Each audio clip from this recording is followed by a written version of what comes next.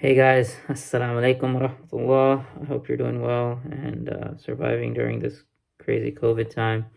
Um, so for today, I just want to talk very briefly about trying to share an example so that we can relate to in our times. The fact of the matter is, we're very isolated.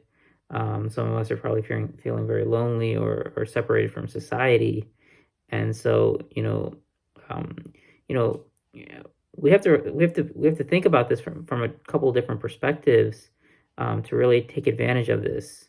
Um, our social isolation is really in luxury, right?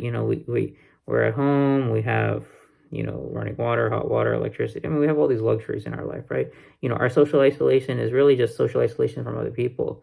Um, but if you look at the time of the Muslims during the Prophet ﷺ, the companions before the Hijrah, before the Muslims left Makkah and went to Medina, they were boycotted in Makkah. And the boycott in Makkah was very, very severe.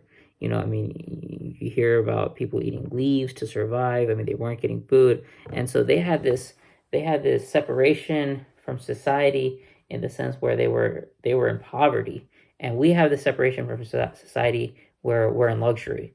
And so we need to put things in perspective. I know it's super frustrating being separated from people and being in social isolation, but at the same time, that shouldn't break us.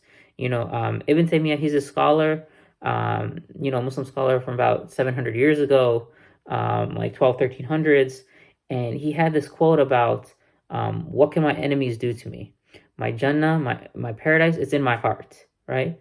So if they imprison me, it's basically I have seclusion for worship, right? I mean, so I mean, you can take this quote, uh, we can manifest this quote in our own lives.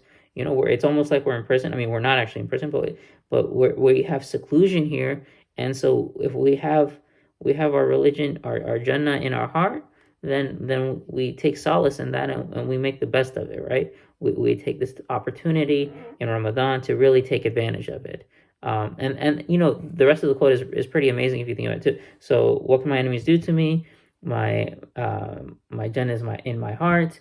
If they imprison me, then I have worship and seclusion. If they kill me, then I have martyrdom in the path of Allah.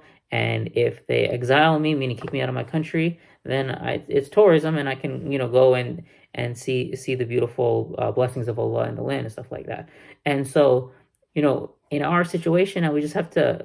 It's really a mindset change that we have to do, because it's frustrating. It's absolutely frustrating, the current situation that we're in, but we can really take advantage of it, and we can have solace knowing that we're not the first people to go through this, and the reward is there regardless. If you were someone who used to do something regularly, that you're unable to do now, like go to the masjid or etc. Inshallah, you get that ajr. And then when this trial is lifted, and the COVID situation is resolved, then inshallah you go back to your routine. And so we've been given this break. It's similar, like somebody who fasts regularly, but then they're sick, they can't fast, or they're traveling and they can't fast, or something like that. It's not like they're losing out, because even if they're not partaking, they're still benefiting, inshallah. And so that's the mindset and mentality we have to have, inshallah. All right. So just remember, our social isolation is in luxury, and the Sahaba during the boycott, their social isolation, I mean, their time, their boycott was in poverty. All right. Jazakumullah khair. Assalamu alaikum.